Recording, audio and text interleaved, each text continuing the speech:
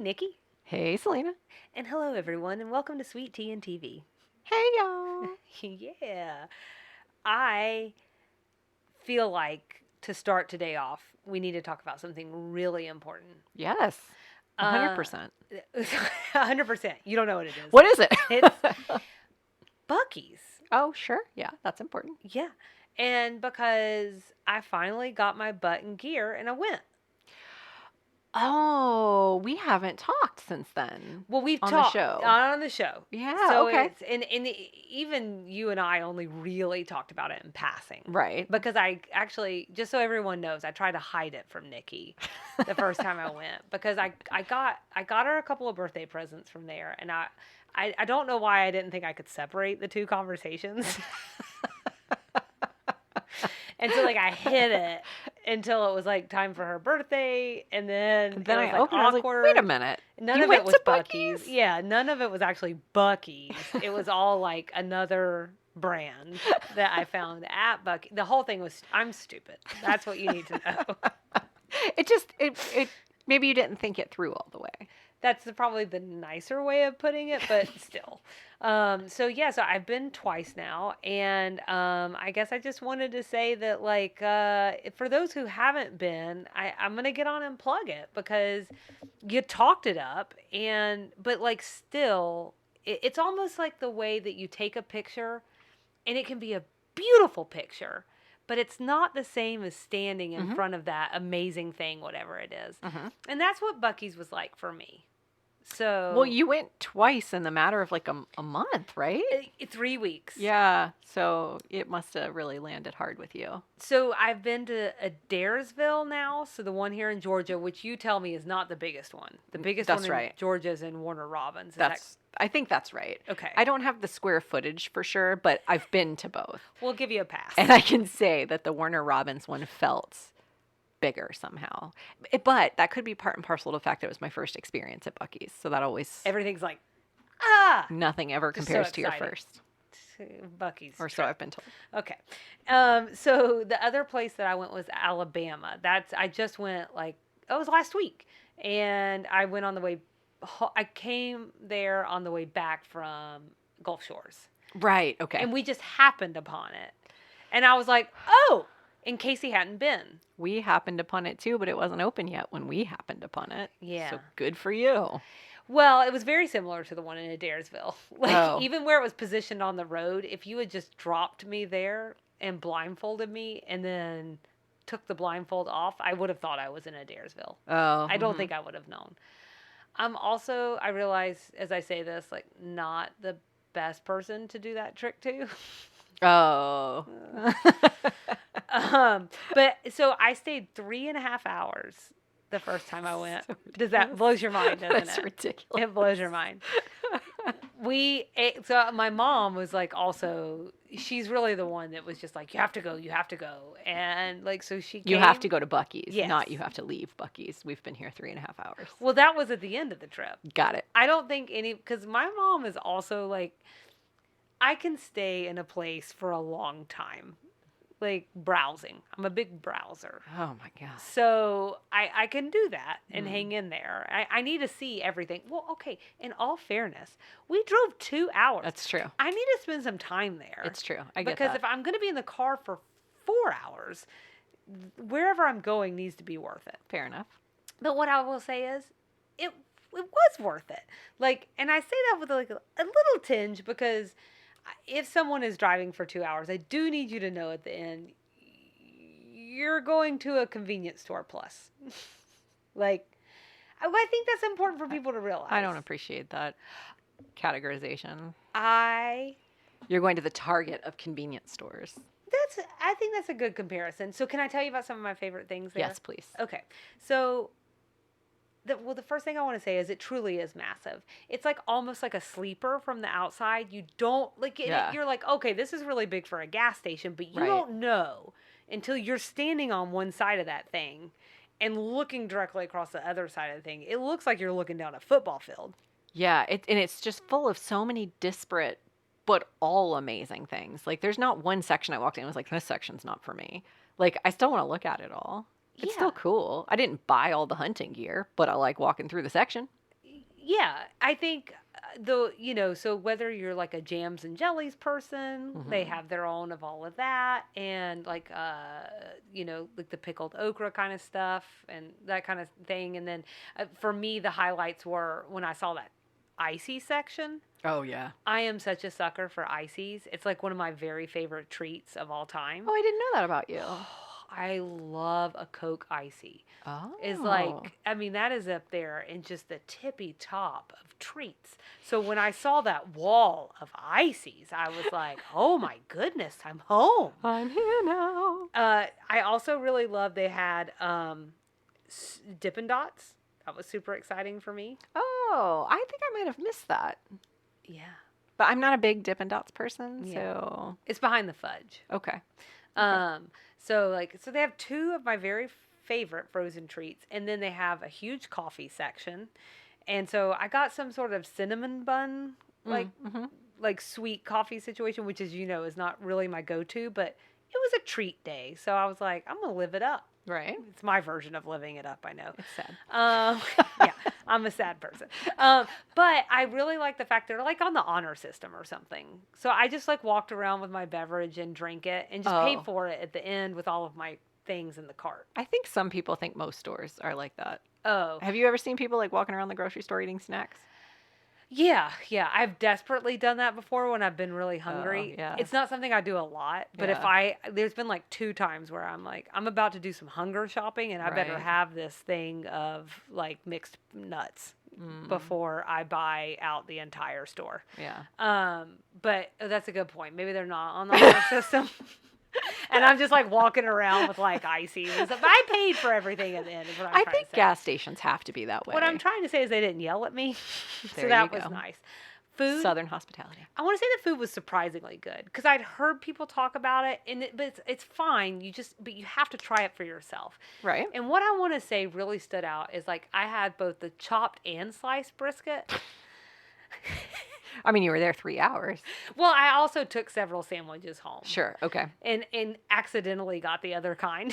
And that's how I got both kinds because I wanted Casey to be able to try some stuff too. Right. But what really stood out to me my stepdad, David, he got the pulled pork sandwich, so I was able to try that. My mom got the club, so I was able to try that. Cool. What I want to say was the standout in all of those was the bread. Oh. Very fresh. Good. Very delicious. Good. I also tried the kolaches. Kolaches. This is this is because it's Texas based. I want to say it's Czech. Okay. And it's kind of like a stuffing inside of a roll. And they're like different kinds. I had a pecan pie one, and I also had a sausage, cheese, and jalapeno one. And then I had a sausage on a stick and a tortilla. I'm thinking about all this food I had now, and I'm a little embarrassed. I think I tried every food there. Good for you. Are you looking for the kolaches I'm right looking now? it up because this is not familiar to me at all. And this is back in there, like, where you go and pick up, they have sandwiches and stuff in the back. It's all back there. To be fair, I haven't spent a ton of time in that section. Or 3.5 hours, probably. Sure. Deli places, like walk up and order places really stress me out. I'm much better like ordering in advance. If I have to order. My mom was there. Oh. And like I went and got something else and she went and did the communicating. Right. Okay. Yes, I am 37 years old and I still don't like to talk to people. So it just is overwhelming, especially in a place like I love Buc-ee's. Well, then I'm like looking at something Kolache and I'm like, oh, I don't know how to pronounce that. I have no idea how to pronounce that. Yeah, I am this is very my mom. overwhelmed. But this is my mom. She grabs the first person she sees that works there. And she's like, hey, honey, darling, sugar pie, honey bunch. And she's like, what is this word up here? Yeah. Automatically says, whereas I'd be over there Googling it, trying to figure it out. Pronunciation guide. Uh-huh. Yeah. Nope, not mom. She's writing it. And then she's like, okay, well, baby doll, what is that? And I'm going to need 7. And then so she like waits for him to describe. Then she catches him later on to tell, because I was like, oh, this is good, but it could use a sauce. That's what I said. She catches him later on. She said, honey, we really liked it, but these could really use a sauce. And they've seen 700 people between her and they're like, okay. I guarantee you they remember my mom though. Guaranteed. That's great. So it's like we couldn't be more polar opposite when it comes to that. I think I want to be that person. Me In my head, too. I'm that person. I'm not that person at all. I'm so full of questions and I'm so curious and I want to give feedback, but I am so trained that that's too much. My mom has never met a stranger, and I literally don't know the people's names next door. So, and the thing that I just try and remind myself is it takes all kinds. It takes all kinds. You need a Sabrina and a Salina. I'm still not sure what you need the latter for, but I'm absolutely sure I know what you need the former for. You hear that, Mom? There's only one way to know if you're listening, to hear these compliments. The last thing I'll say about Buc-ee's is that I want to say that when you said we had a conversation about their home goods section. Oh, yeah. And I just didn't realize it was going to be as good as it was. Yeah. That is where I spent the bulk of my time. That makes sense. That's on brand for you, I feel like. I spent a lot because then I need to like evaluate everything. And I do a lot of like,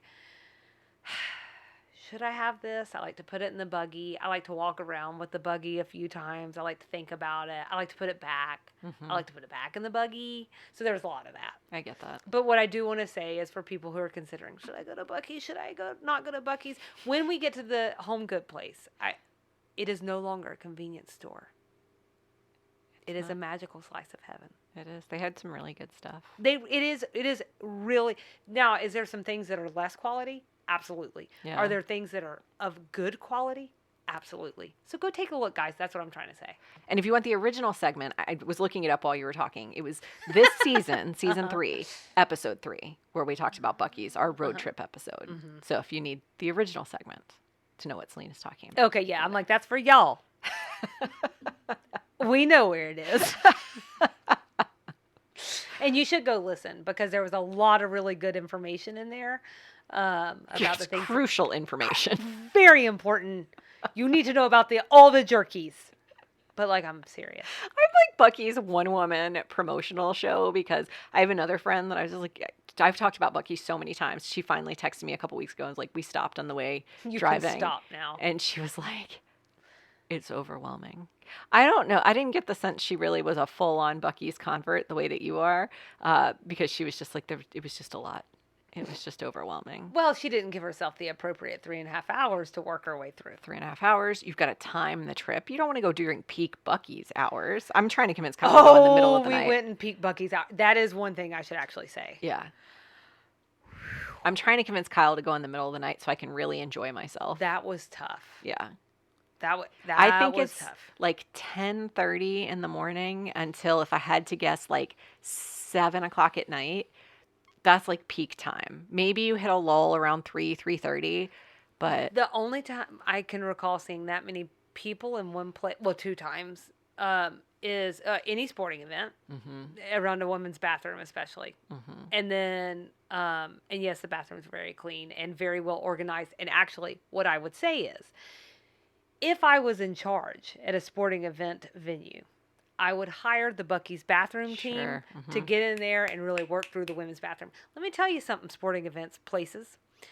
You would probably get even more people to come out to your events if women could get through your restrooms a little bit more quickly. So just a plug from me to you. This is a good idea. Go get the Buc-ee's team to get them in the bathrooms. Just an aside. Just an aside for an aside on a side.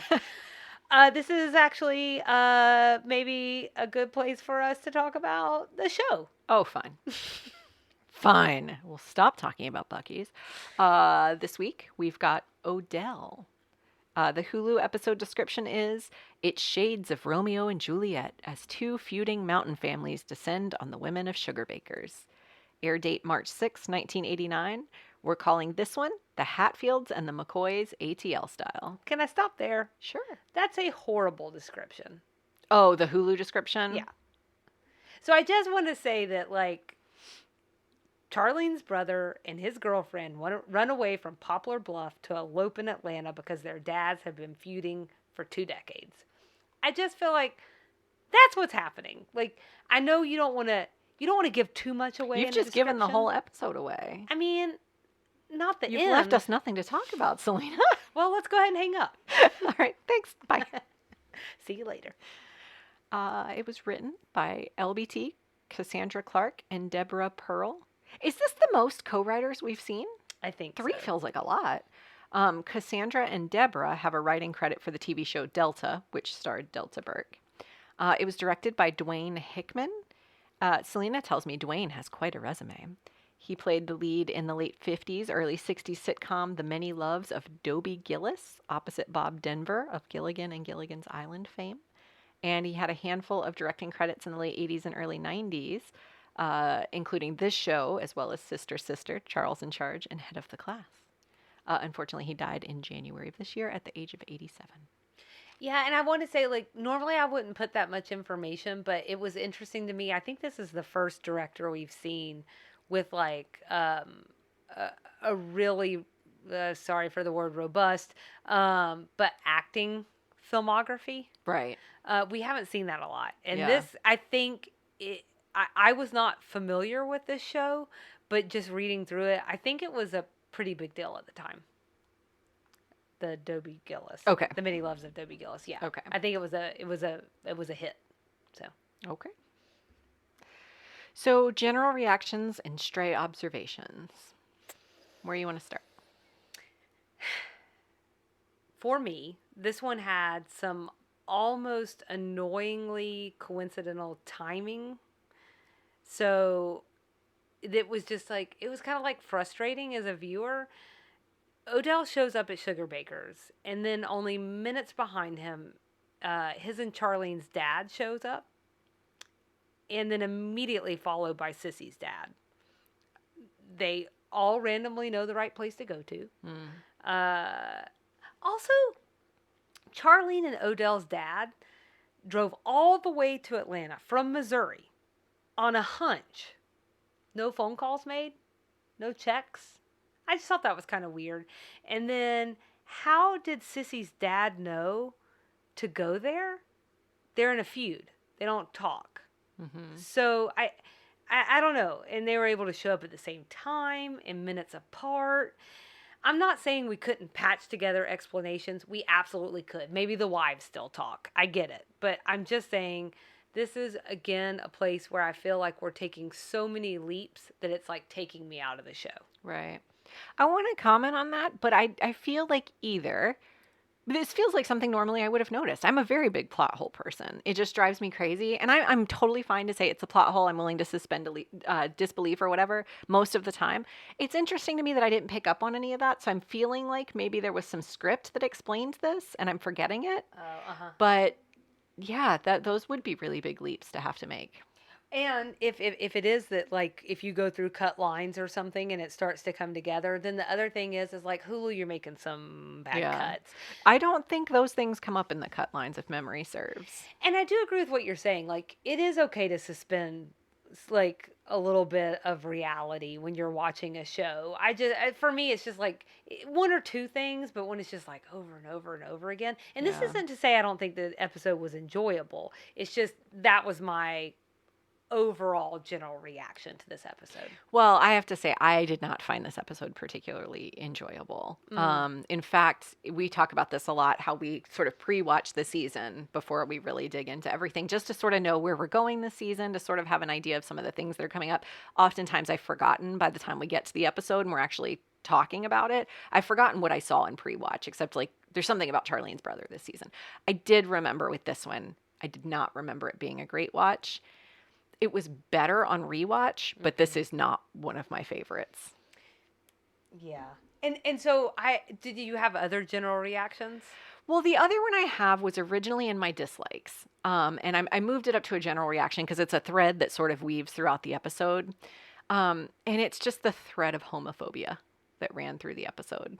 Oh, yeah. So Charlene seemed like super upset that worst case scenario, her brother was coming to tell her he was gay.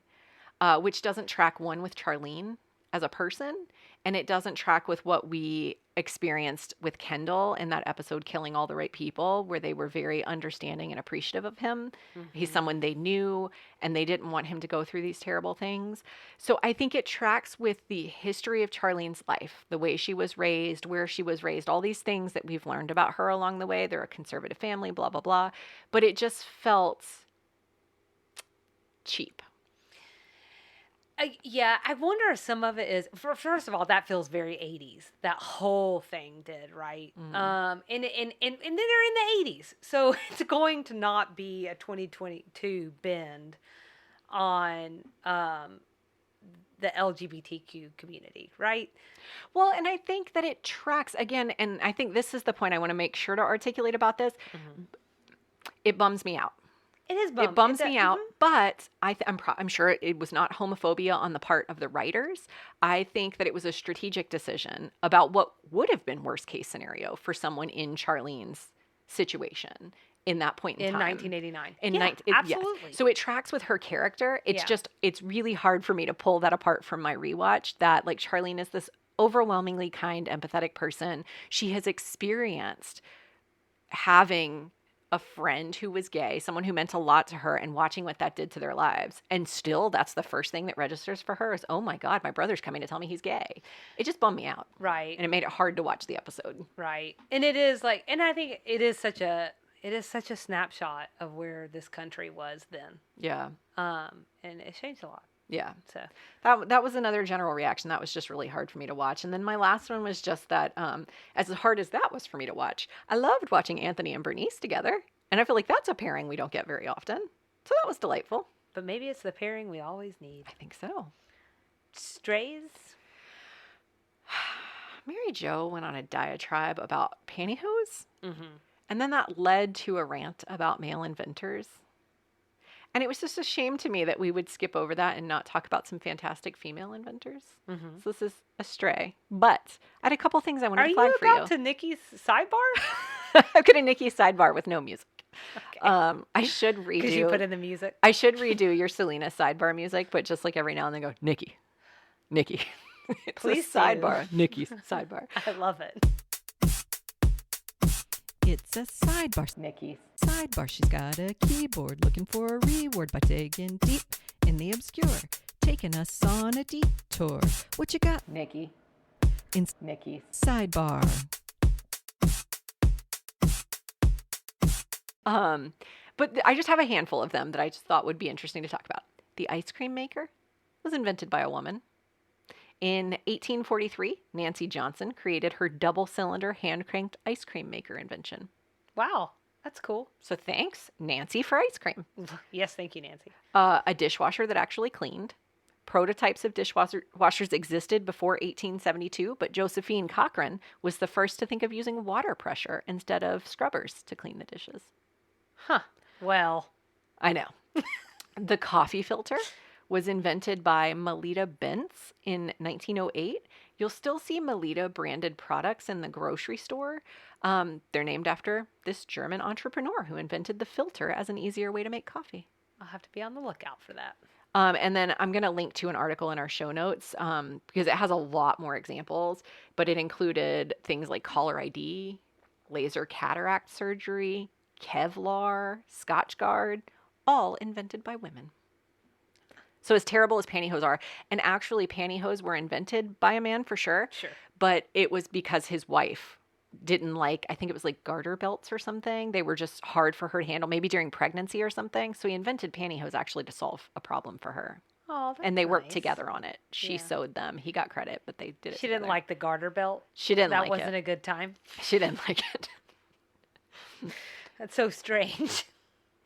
Other strays? The last one I wanted to point out was that there's a different Bud Frazier in this episode than we had in season 1, episode 17, Nashville Bound. Mm-hmm. That one was James Ray. This time we had Sandy Kenyon. Mm-hmm. And on that note of like continuation and consistency, according to the cut lines I reported on in episode 11, the name Odell was ringing for me for some reason. Odell is the brother Charlene and her friend watch sleep with no pants on. There was like this whole cut line. Again, this is episode 11 where she said they like propped a flashlight up and watched him. And it was just really weird. It's weird because he's 19 now and Charlene is at least a decade older. So that would have made her watching her 9-year-old naked brother, even if it was like a decade. It's just a weird continuity thing. It made the story even weirder. Right. It was a weird story in the first place. And then the fact that it would have been her little brother, just odd. So Okay. I just wanted to point that out. Yeah, that'll stick with me. Thank you. They're strays, man. I told you I had some strays this week. Yeah, yeah, no. That's the category. So thank you. So mine is actually about Odell too, which is I was just curious, like if his accent, because we had a lot of mountain people coming in. So I just wanted to know if that hit for you or not. It did not. I didn't even notice. So I looked him up. He's from Ohio, and my reaction is I'd say he's laying it on pretty thick. So. Okay. But yeah. You're probably right. And I also noticed the thing with Charlene's dad. Just a little sneak peek. It's very possible we might see a third Bud Frazier. Oh. So this prepare season? yourself. Yes, we're going to see a third Bud Frazier. Cool. So, yeah. So Bring it on, baby. brace yourselves. Give me another stray. Well, I took it, but we'll talk about it then. Right. So, what'd you like in this one? Bernice, just in general, and then the idea of Bernice being married to a man whose family owned a circus. It tracks. And I love forgot it. about that part. Yeah, that was nice. I love it. Nice. Again, I always love when we leave Sugar Bakers. This time we left to go to a temple. So that was fun. Just a little different. And then my last one is that I really liked that touching moment at the end where Charlene lectured her father on family. I thought this was a totally absurd episode and not my favorite, but that really made it sensitive and personal. It's Jean Smart. Yeah, she delivered that really beautifully. This was also a like for me. I think we just continue to see her acting chops, and it just, I don't know. It's really, I think that's been one of the really interesting things on this, what I guess is technically a rewatch for me in some regards, but like seeing the Jean Smart that's out there now and really actually getting some well-deserved accolades, and then watching, and you just see it here. Yeah. And you're like, yeah, man, she's really good. That scene could have read really cheesy, and it didn't. For me, I thought it was really nice. It was really nicely done. I could see where it could have felt really lame, and the acting just did it justice. I liked it. Totally agree. So I have Anthony and Bernice as comic relief. Yeah. That's one of my likes. And their big dance contest costume reveal when things are getting tense between the feuding fathers. And then my absolute favorite part of this little runner between the two of them is Bernice like forgets about the dance contest completely, like while they're there dressed Like, in their costumes. They're costumes that look like the dance contest costumes from some Saved by the Bell episode. And she asks Anthony if they're dating since they're dressed alike. Which is actually a thing that happens where I know some couples like purposely do it. Whereas like if Casey and I even both come out in blue, I'm like, one of us has to change. We have to change. Yeah. We can't go out like this. How embarrassing. Somebody's got to make a move. Kyle and I can't even order the same thing at a restaurant. That freaks me out too much. Well, don't you also want to taste something different? That's do, definitely but maybe part Kyle of it. doesn't. Yeah, Kyle would never taste mine. But it's definitely part of it. But more like, and there's like a financial aspect. Somehow in my head, I can't get past paying the same amount of money to order just double the food. Do you know what I mean? Absolutely. Like, I'm just like, you should get something different. So we definitely have to strategize around ordering. Yeah, it's half of marriage. It is. Or a relationship. It is. Yeah, for you sure. don't have to be married to fight over food. Or a friendship. Like if you end up at the same restaurant. Friends, yeah, absolutely. Oh gosh, it's like an 80-hour ordeal. It is. I have one more and that's that Suzanne gets fed up towards the end when Bud and Mr. Sloan are fighting, and she says, "I don't usually get involved in these backwoods brouhahas," and I just love that. So things we didn't like. What do you have? I've already said the overly coincidental timing took me out. Yeah. But I'll also say that the pacing was a little weird. So I don't know if you noticed this or not, but we didn't actually get to the main plot of the episode until almost a third of the way through. I will admit that a third of 22 minutes isn't the longest amount of time. But exactly. Yeah. 22 minutes is not a long amount of time. So you need to really use every minute of that episode. And I just think that it made the end feel especially rushed. And then I feel robbed that we didn't get to see Anthony and Bernice cut a rug. same. Yeah. I had the same exact dislike. Did you really? Yeah. Did you also say cut a rug? Get down with their bad selves. Two sides of the same coin. No. Yeah, that was sad to me. And then also just like I said earlier, the threat of homophobia. It felt cheap. I understand there's probably a strategic, because I don't think LBT and her co-writers are homophobic. I don't think that. So I think there's probably a really good reason it was there.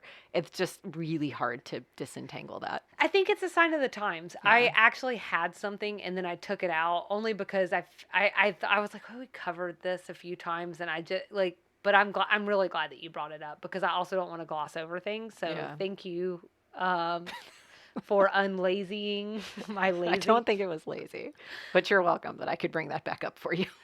But it is something that's it's not like it's gone away for starters. Yeah. But it was something that is so, I think it just hits harder now that we are here in life. So I Googled it a little bit because I was curious, like, if this is anything anybody's ever noticed before, and that nothing came back with Designing Women. Obviously, lots of things with Friends, because I think that's gotten a lot of heat in the most recent years for how homophobic and transphobic it is. But it led me to a BuzzFeed article that included examples of times these things have happened. And there were some interesting perspectives in the comments. And it's not always that way. But I thought it was really interesting to hear it from both angles. And someone made the point that, like, the show writers don't have to teach people that these things are wrong. And sometimes they put those things in there for a strategic reason, like to get people thinking about it, or because it tracks with a character's backstory or something. So I don't want to throw the baby out with the bathwater with it by pulling it out and saying, like, this is the worst thing in the world. But it just feels weird to gloss over because it was something that stuck with me the entire freaking episode. Can I also say that I think you just said something that was really important? Two perspectives. Yeah. Multiple perspectives. For sure. Yeah. It's almost like, instead of yelling at one another, we should have a conversation. It's interesting, no? It's interesting. Yeah. Yeah. So, Anyhow. You want to rate this sucker? I do. What'd you give it? I gave it 3 out of 5 pantyhose that can survive a hangnail. I like it. I guess I was really into the pantyhose thing. I don't know. It was an okay watch. I put it off for a couple of days. Because I just really wasn't looking forward to it. But when I finally watched it, like, it was fine. It wasn't my favorite. Yeah. So. I feel like 3 out of 5 now that I'm looking at it. I'm like, that feels generous, but that's what I gave it. Well, we're very close. Okay. I gave it 3.2 out of 5 backwoods brouhaha. I just really like that. I'm gonna have to tuck that away in my back pocket. I have family from the backwoods, so I feel like I get a pass, right? Yeah, sure. Yeah. I think the idea was cute. The execution was a little off. Yeah. So, who won the episode and who butted our biscuits? So I think there were a few potential winners in this one, but I ended up going with the rabbi. He was on screen for like maybe 30 seconds, but he played a really important role. He was the kids' last-ditch effort, but he shared a few words of wisdom that slowed their momentum enough to talk some sense into him. So I really liked that. Yeah. All right. I like that take. I have Bernice and Anthony. They danced their way into my heart once again in this episode. They were top contenders for me, as was Suzanne, because she was the voice of reason at the very end. Because she was the one that said, like, I usually don't get involved in the backwoods brouhahas, but you guys are being silly. Yeah, you're just taking too long. Yeah. With the 22 minutes is all this stuff. So that was it. Okay. Who lost this episode? Who served us lumpy gravy? I think this one's cheap because they were meant to look like jackasses, which is the word they used about 12 times in the last 2 minutes of the episode. But it was Bud Frazier and Earl Sloan. They were bickering for such dumb reasons, and it made them look like lumpy gravy. Yeah. Looking like lumpy gravy. That's tough. I have that we lost because we never got to see Bernice and Anthony dance. It's true. This is really a recurring theme for me in this one, which I think shows you how much I was into that plot. Yeah, for sure. All I wanted to do was have a webisode with Bernice and Anthony. Agreed. Let's talk about some 80s things. Okay. Pantyhose being the wardrobe issue of the Number day. 1. Oh my God, could you imagine? Yeah. You're lucky if I get like any sort of waistband on my pants these days. We're very American. I don't know if you know that or not. Oh, so yeah. when you're over in, like, I feel like other countries, they wear they're not necessarily pantyhose. They're like some kind of sheer tight.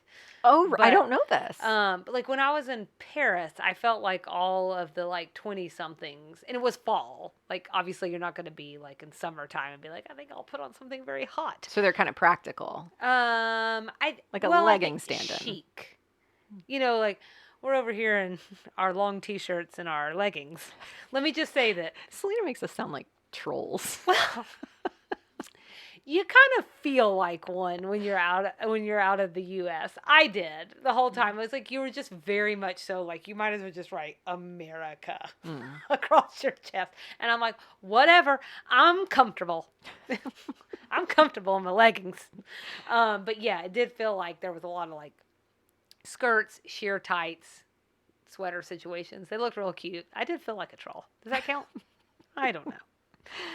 We also have the Geraldo Rivera show. It's like our list is in exact order. Okay, perfect. Probably just in order of the episode. Mm-hmm. That was a daytime talk show that Geraldo Rivera, who is an American journalist and commentator, hosted and produced for 11 years. The show was labeled trash TV by Newsweek and several U.S. senators. Ah. Well, Geraldo's worn a number of hats. Yes. Journalist, attorney, author, and political commentator. But that's why he's here, right? Yeah. Sitting in the 80s category is sure. this TV show that was on for 10 years or whatever. Right.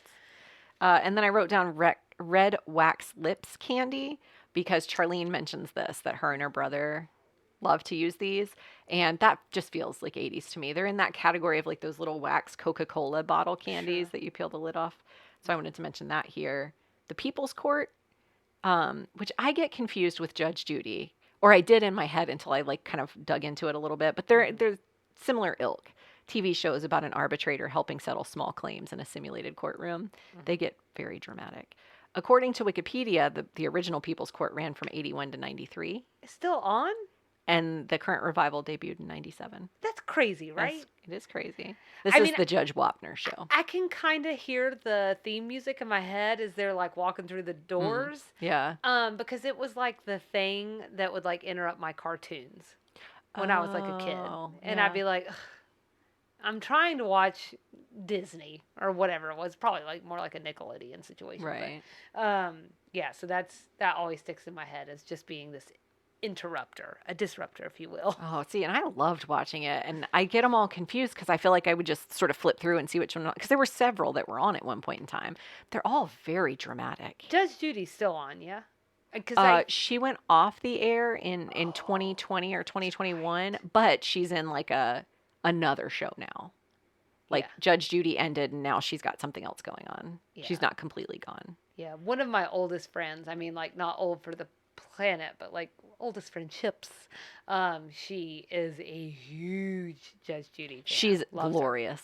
She is who we all should aspire to be in terms of just being like really forthright and not taking any of the BS. Yeah, I think that's a lot to do with why she loves her. But like, I mean, like, so I would go over to her house in high school after school. Oh, so well articulated. But anyways, I would go over to her house and she watched it religiously every afternoon. And I'm telling you, 3 years ago, I would text her and she would be watching Judge Judy. Like, big fan. It's a good show. And the last one I had in this category is only sort of relevant. It's Sears Roebuck undershirts. Mm-hmm. It just felt old. I don't know how to say that. Well, Roebuck's not really a part of the scenario anymore. And Sears is barely part of the scenario. Sorry, Sears. So I have one that's kind of like the flip side of what you brought up in Nikki's sidebar earlier, which I loved. I really hope you do that to the Nikki's music. ripoff of Salina's sidebar. So there's in that exchange, what I was picking up on was basically them calling NASA out for having very few women scientists there. Oh. That was sort of my read on the... So I also love that, like, you picked up on another part. Basically, what we were both telling the world to do is be better, but different ways. So I wound up double checking because, I think that was very much so of the time period. Like, well, maybe if we had a couple more female scientists around, we would have this pantyhose situation figured out. Right. But I wound up looking into NASA, and at least as of 2019, women are still a pretty big minority at the agency. Are they an agency? I forgot Yeah, how I were they think so. deemed. Anyways, looks like only a quarter of their AST physical scientists were women at the time. That was just 3 years ago. So Oh, dang. yeah, Well, that stinks. let's just bringing it down. Southern things. I have several. I brought up, they said hillbilly. I brought it up mostly so that I could plug your season 1, episode 4 segment. Let's talk about Hicks, baby. Let's talk about Rednecks 2. Let's talk about Billies from the Hill and what they do. Let's talk about Hicks. I brought that up for you. Thank you. I appreciate it. It stuck with me all these seasons later. Mammy and Pappy Yoakum is something that Julia says. I feel like I know this, but not like I could never have explained this without looking it up. The Lil Abner comic strip about a fictional hillbilly clan who live in Dogpatch, USA. And Dogpatch is actually, I've heard that as a reference in like movies and stuff. It's in the movie Overboard. She says something about being from Dogpatch. I never realized it was related to this. I But love that movie. Wait, the such a original good or the movie. remake? I've never seen the remake. Me The neither. original is fantastic. Yeah. This comic strip, so this is a comic strip, ran for 43 years from 1934 to 1977. That feels like a really, really long time. The 30s to the 70s. There's a quote in the Wikipedia article about this comic strip that says the illustrator of the comic, quote, had a profound influence on the way the world viewed the American South. And then I think as we learned from this episode reference, maybe it wasn't the most flattering. I think that's right. He was also from Connecticut. Well, there you go. And I'm just, come on, man. You don't get to do that. I think people. So I feel silly because I've definitely heard about Lil Abner several Yeah. times, but I never cared enough to ask. So, like, when I would hear about this character in conversations, I just assumed it was something from a long time ago and Yeah. just kept it moving. Right. And so this was the first time that I'd really looked into it. So I just wanted to tack on a couple of things. Yoakum is a combination of yokel and hokum, Sure. like a local yokel. And this is an uneducated and unsophisticated person from the countryside. Hokum is a particular song type of American blues music. So I say all that to say that that last name I don't think is a compliment. So it's just, but I do actually think that these were very beloved characters. That's where it gets challenging, right? Because it did probably introduce a ton of stereotypes for 43 years. Yeah. There were 60 million readers, by the way. And it was international too. So this is also the way that people outside of the U.S. view the American South. So I think Excellent. it's like some good and some bad, I guess, because if they are lovable, then I think that part is fine. If they think that everyone is a backwoods brouhaha, Right. then we have a little trouble on our hands. That's okay. We're fixing it. We're fixing With it right now. single-handedly with this show. What other Southern things did you have? Moonshine. I cannot remember now when that came up. It was hillbilly traits mentioned by Julia. She says, I think she's trying to paint a picture of smoking corn cob pipes and drinking moonshine. That's right. Okay. So for anyone who doesn't know, moonshine is a high proof liquor that has historically been made illegally, quote, by the light of the moon. I feel like we should probably do something at some point on moonshine. I feel like we've maybe talked about that before because moonshine. Cocktails? Canned cocktails? Maybe. Moonshine also has to do with the start of NASCAR. That's how they got started stock car racing, was because they were driving as quickly as they could through the night so they didn't get stopped by the police to transport moonshine. So there's a lot to it. Yeah, this I think it's almost starting to feed into this week's extra sugar. So I don't want to, like, this isn't actually something I really cover, but like moonshine became illegal, like they were already doing it. Right, when these federal laws were passed, it said that type of distilling was no longer allowed. Yeah. And it really cut off people's, like, a financial method for people. That is a really weird way to say that, but you know what I'm saying. So like they were really hitting people's pockets with that. And I what I think would be interesting is and I haven't had time to dig into this yet, but I want to, out of just my own personal interest, and we could come here and talk about it if you want to, but it's like, what drove that? And I'm sure it had nothing to do with the government making money.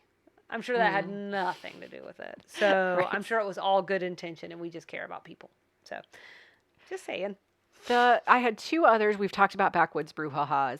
The last one I had, they mentioned Waycross, which is like a weirdly specific reference to a town here in Georgia. I'm pretty sure that's what she said. It's in the script, but Charlene says something. She was talking about, I don't care if Odell goes to wherever. Waycross was one of the places she said, like, I don't care if he goes there to get married. I really can't figure out why she mentioned Waycross. I couldn't. Did you have this in your notes anywhere? I think I looked it up and then I couldn't find anything that made sense to me and I dropped it. Like there was nothing in there about like it was the only place you could legally get married. Like it's not like it's a Vegas of Georgia, you know, like you can legally get married within an hour or anything. I didn't find anything like that. So I don't know why she mentioned it. So I have nothing useful to share there, but I did find out that the Bubba Burger was invented in Waycross. Really? Mm-hmm. So, and Waycross is a town that's about 4 hours south of Atlanta. Okay. South from Atlanta. Let me just say, I don't know if it's south. I'm not great with that. It's 4 hours from Atlanta. So, this is a weird reference. Maybe it's just like this idea of it's like, I don't care if you get married in Timbuktu. Maybe. But yeah. Waycross is, I don't know that that's the one that would have come to mind for me. Yeah. It is, I don't know. It's just weird. Reference. Though I think, I've got a couple. Suzanne goes on this tear. You mentioned earlier the perspiration thing. Mm-hmm. But she goes on this tear about how she doesn't perspire and no one in her family does, nor have they in 3 generations. And I just felt like that sounded very like Southern Bellish. Yeah. Not embellish, like a Southern belle. But also. Ish. References that we need to talk about outside of Southern references. Charlene said she was late because she was watching this morning show, and she says Harry, what's his name, just kept announcing the time. I think that's Harry Smith, who was on the CBS morning show. It's my grandfather. That was his name. Oh. I should have trigger warninged you before I said that. Oh, I mean, I'm fine. Okay. So Harry, not Salina's grandfather, Smith, hosted the CBS morning shows, like a combination of them, for 17 years. And then, of course, Designing Women was on CBS. That's so funny. I thought they were talking about Harry Connick Jr. Like, I was like, maybe he was on the show that day, like, singing in Times Square or something. I think he was already singing. He wound up being on Cheers around that time. Okay. I think he's just aged well. Oh, he is. He's very beautiful. Fine wine. He really is. You're fine wine, sir. He's very beautiful. But so I had not put that together. I did think it was weird that we got that sort of like in-show plug. And then I'll go ahead and connect that to my reference, which was some good old-fashioned McDonald's product placement. Designing Women, brought to you by McDonald's. Anthony brings in chicken McNuggets, a Filet-O-Fish, classics. But we also get a McDLT. Did you know what this was? I'm guessing not, since you didn't notice the McDonald's product placement. I don't remember it. I probably noticed it. I don't remember it. McDLT. This is, I had to look it up. It's where they put the meat on one side and then they put the veggies and cheese on the other in this like styrofoam contraption thing.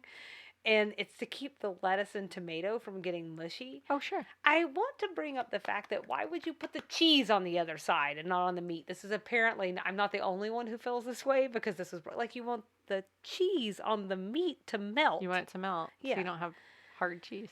Anyways, it gets discontinued in 1998. What I don't understand is why I don't remember that, because I hate to admit it, but we were alive in 1998 and I don't have any memory of this.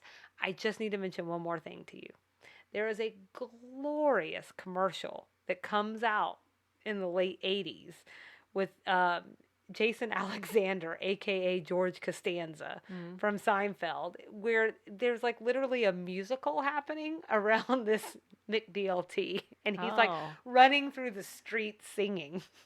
You know, my McDonald's reference is forever and always going to be the McRib from Ozzy Osbourne's daughter on the Osbournes. Lost her mind over the McRib. And people love it. That's when I think of McDonald's. It's not natural. That's one of the things I think of. The McRib. Everything else there is natural. For sure. Yeah. But the McRib. And that fish. I'm not feeling good about that. Have you had it? I'm not feeling good about it. So you've never had it? It's not bad. I don't know there's any fast food that I haven't tried. Can I also just mention Yeah. Three Rivers Junior College is where she says Odell goes to school. That is actually a public community college in Poplar Bluff, and it was founded in 1966. Oh, okay. All right. All I right. wanted to mention that. Did you have other references? I did not. I'll just say that we did get a Chuck Berry reference. He is the pioneer of rock and roll, so I feel like we'll just give him a little, because, that's important. And we also get a Sammy Davis Jr. mention as well. So, also a pretty swell guy, so part of the Rat Pack. What I'm trying not to do is go on a 20-minute explanation of who everyone is. Listen, if you're listening and you don't know who Sammy Davis Jr. is, please go look him up. No. Send us an email and tell us you want an extra sugar on it, because then we can do something different. That's we true. can go down the rabbit hole. I don't know that he's Southern, but we'll still do We'll one. figure out something. I'm sure he We don't would. always cover Southern stuff in extra sugar. Yeah, you're right. We don't. Cut lines. There were a couple of cuts in the middle of the episode, that scene where Odell shows up, but there was one really big one. So you were asking earlier if something you were bringing up was cut and like maybe that was a big part of the episode. I don't think so, because this was the cut that like said the most to me. They actually explain why they want to get married so quickly, and that it's not pregnancy and that it's not anything else, and why they need Charlene's help. So I guess it's Odell says, Judge Clarkson said he couldn't marry us, and no other preacher in town would either, because they knew how our families feel. So Charlene, I was hoping maybe you could help us. And she says, Odell. And he says, no, Sissy's not pregnant. We're just in love. That's all. And Mommy and Daddy weren't any older than us when they got married. And Charlene says, couldn't you all just wait a little bit longer, just give everybody a chance to get used to the idea. Charlene, they'll never get used to the idea. At least the Sloanes won't. Anyway, we're tired of waiting. We've been waiting all our lives. You mean you two have never? No, we're both virgins. Hey, don't be telling them that. Well, it's the truth. So you've been saving yourself for each other? Oh, that's so romantic. I think I'm going to cry. Yeah, I think I'll cry too. Anyway, Charlene, we're ready to get the show on the road. So I struggle with that because it is a big cut, but also like, I don't know that it gave anything to the episode. It just sort of explains a little bit more about why they, again, losing your virginity and being a requirement of marriage, like, is another dated plot line, but it sort of explains a little bit more why they were sort of in a hurry and... Oh, they wanted to get laid. Yes. Okay. Oh, yeah. I didn't even think about it from that perspective. That was the whole point. That's why they were saying they wanted to get married so quickly. I think we really got to get the show on the road. They got to get the show on the road. We've been in love since we were 11 and we're 19. I think it was... I'm not arguing that it was like a cut that ruined the episode or anything. Sure. More than anything, we probably would have spent a lot of time talking about like what a jacked up storyline that is, that you have to be married in order to, and then that's why you should rush getting married. Don't worry, we'll get there too. We've got lots of extra sugars this season. So anyway, that was the only cut line I really wanted to talk about. Okay. So our next episode 15, full moon. This is what I was thinking of. We're going to have an extra sugar in that episode that is not Southern. It's just about full moons. Oh, yeah. We'd love everyone to follow along with us and engage. Instagram and Facebook at Sweet Tea and TV. You can email us at sweetteatvpod@gmail.com, and our website is sweetteatv.com. On Instagram, we did a reel, since you brought up Buc-ee's at the top of this episode. We did a reel about what if the designing women shopped at Buc-ee's, what would they buy? So if you're not looking at us on Instagram, that would be a fun one to go back and look for. As always, we're so grateful to everyone for listening week after week. And if you're inclined to support the show a little bit more, there are some options. You can tell your friends and family about us. You can rate and review the podcast wherever you listen. And then you can visit the Support Us tab on our website, where you can find a couple other ways to support the show, including joining our Patreon circle, which can be fun because sometimes there's some fun stuff we drop in there. And hang tight for extra sugar. What are you going to talk about this week, Salina? We're going to dig into arguably the greatest feud in all of American history. And it just happens to be right down here in the South. That's it. Oh, that's it. Oh, Okay. All right. Well, you know what that means. What does it mean, Salina? It means we'll see you around the bend. Bye.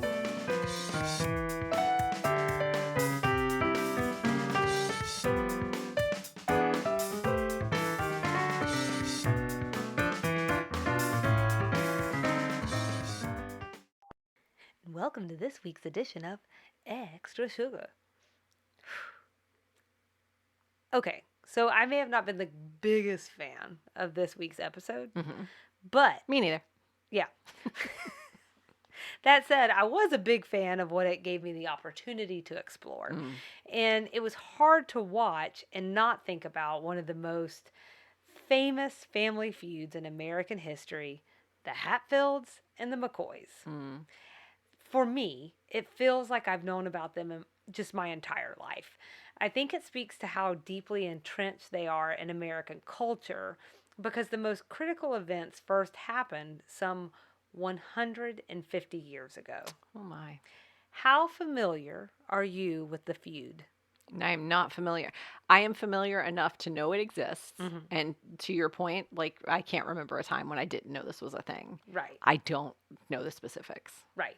So I think similar before this started. I knew the bare minimum going into this segment. While I wouldn't say I've ever given it a ton of thought, I'm not Right. ever sitting there. I'm like, oh, I gotta think. I mean, I have now. Those Hatfields and McCoys. Now it's like it's really been on the brain a lot lately, but typically it had not been.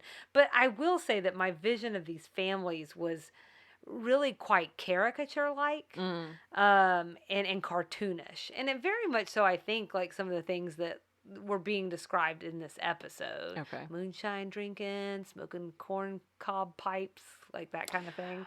Yes, because there's that place in Pigeon Forge that's the Hatfield and McCoy dinner. Oh, uh-huh. Do you know what I'm talking about? I do. I don't think I've been inside, but I've seen it from the I street. think the sign is like yellow. There's like guns and maybe cowboy hats or something. Naturally. So, We're just really playing it up. Yep. Even in the South. Yep.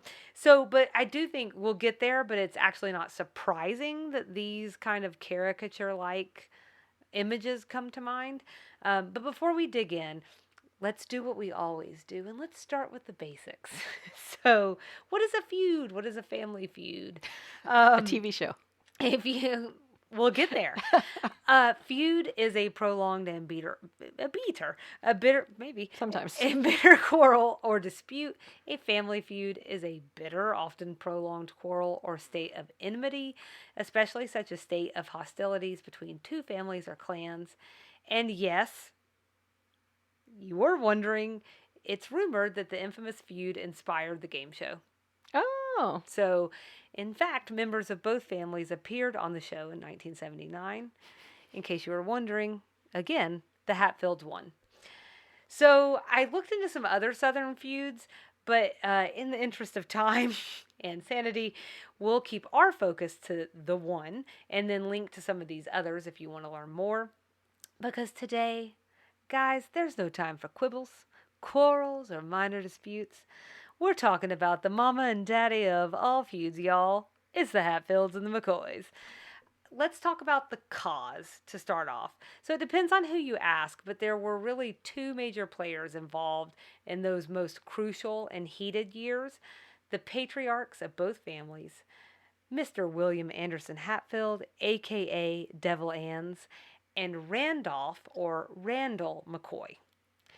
Here's where it gets tricky, if not obvious. And that's the fact that there wasn't always a feud. So we're talking about people who went to war together. They worked together. Some of them were married to one another. So it makes it a little enmeshed from the very get. But from 1865 through 1880, historians point to three different events as the starting point of the feud. Number one is the murder of Randall's brother, Harmon. It sounds serious. 2, Randall accusing Floyd Hatfield of stealing his razorbacks. I do mean pigs. These were a huge commodity in Appalachia. So it's like it literally was equated to taking food off of someone's table. Okay. And then number 3, a fairly disastrous and brief love affair between the two patriarchs' children, which does feel a little bit to hearken to this episode, except I think it turns out a little happier for Odell. Real quick, you said the Razorbacks being like a big commodity in Appalachia. Does that mean, where did this happen? Is this Virginia? Okay. West Virginia? It's Kentucky and West Virginia. Okay. And we'll talk a little bit about how that factors into the story. But yeah, it's actually across like a boundary stream that runs between those two areas. Okay. Got it. And please, as always, do let me know if you have questions. I think I'm with historian Dean King, who likens those three events to, quote unquote, a bonfire lit from 3 different sides. The conflagration grew out of these events, though they occurred over a span of decades and gained strength from their accumulation. So Sounds like a dumpster fire lit from 3 sides. I think that might be fair. I'm actually reading a book right now by Dean King that is taking a bunch of different historical documents and trying to piece together what happened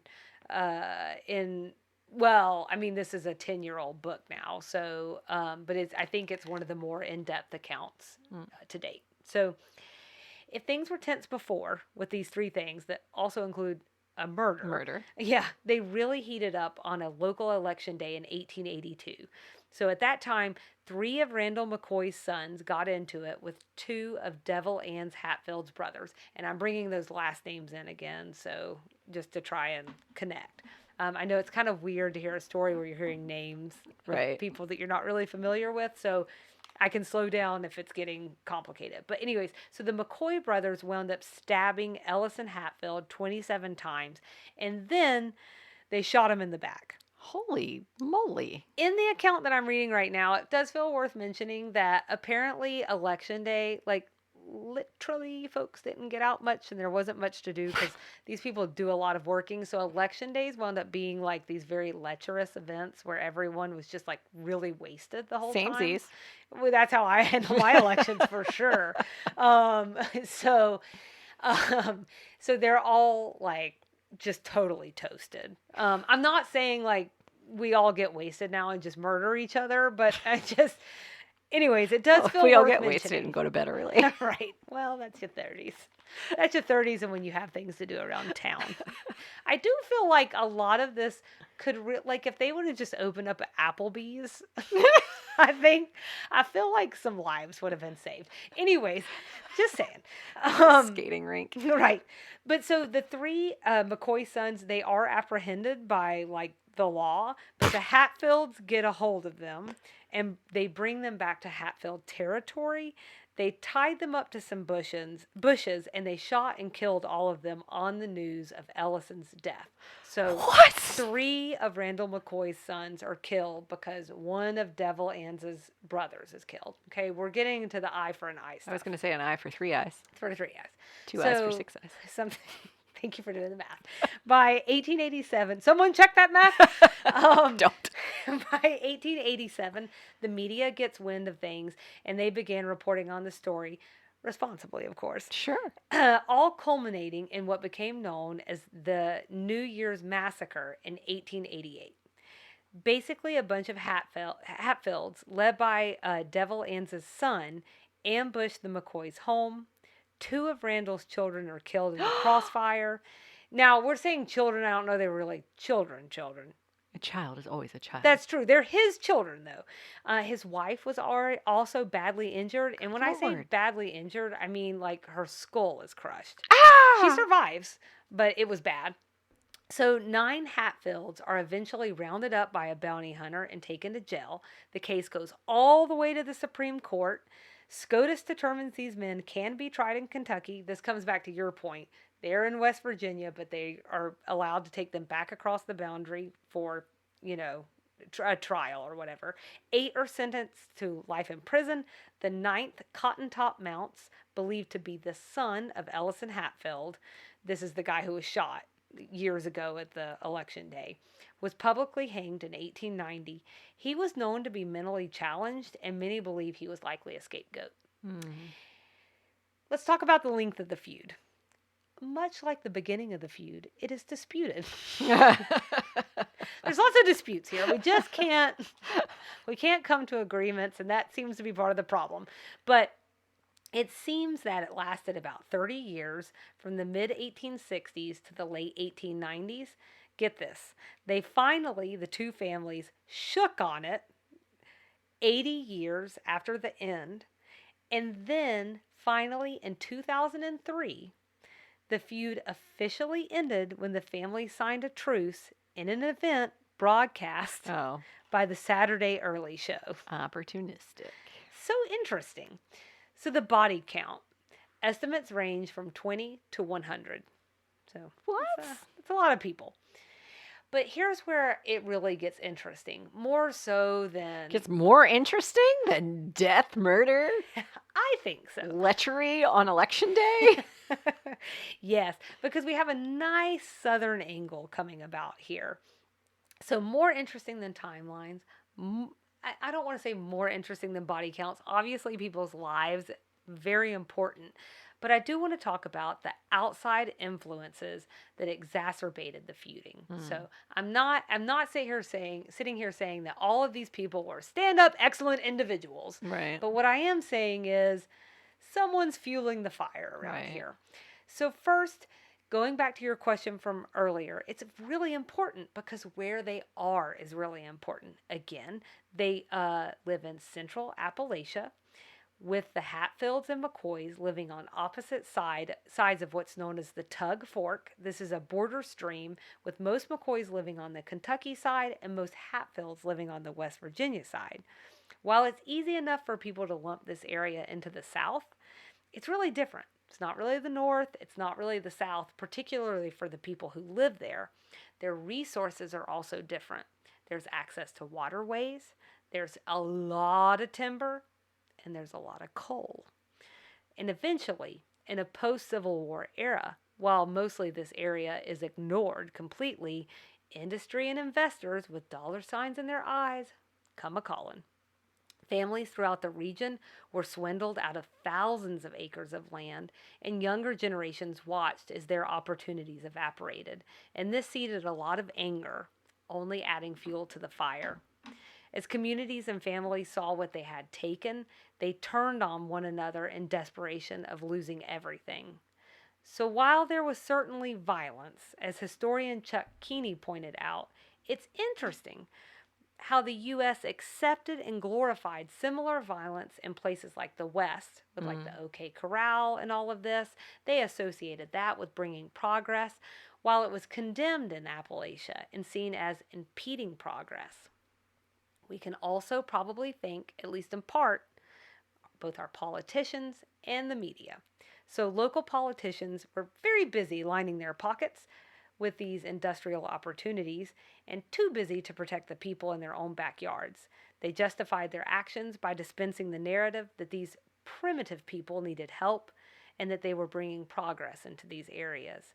At the same time, the media descended, reporting only the juicier bits of the story.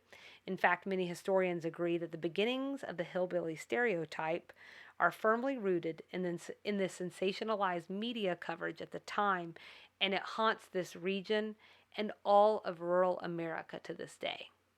This is also at the time that yellow journalism is kicking up, so they just really didn't care. You know, I'm just saying. They just didn't give a darn. I feel like there's a tootin' theme. darn. I know.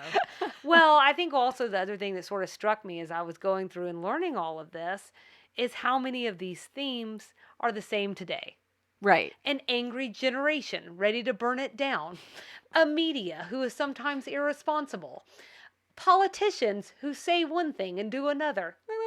It's like we're not really learning our lesson. And then me watching it all on TV while I eat my popcorn. Hey, but you're not reading the paper. It's true. It's true. So, like all cultures, the people of Appalachia are complex, diverse, and unique. It's both inaccurate and unfair to categorize an entire region as cabin dwelling, moonshine swilling, shotgun toting stereotype. Instead of seeking to label, we might try to understand, which of course is what we're interested in here at Sweet Tea and TV. What I've shared today barely scratches the surface. There are so many fascinating angles and themes to explore from this part of history. If I piqued your interest at all, I want to plug a few of my sources. One being PBS's The Feud, which is part of their larger American Experience series, as well as the book I mentioned earlier by Dean King. The name of that book is The Feud, The Hatfields and the McCoys, The True Story. I'm about a third of the way through, and it's really fascinating. I mean, honestly, too, just because this country is such a different place. You think it was different in 1989. You should have seen it in 1889. It's just weird to think about it. Like, law enforcement is so different at that time. There wasn't state police. you had like a lot of local people who were like, sure, I'm a farmer, but I'm also a part-time police officer. You know, also not called a police officer, I think constable or something like that. I'm So, also one of the Hatfields arresting the McCoys. which also plays into this I'm a sure. lot. I imagine. Yeah, so that part is really interesting as well. Anyways, all of this is a good reminder for everyone. There are myths, there are legends, and then there's the truth. And that is this week's Extra Sugar.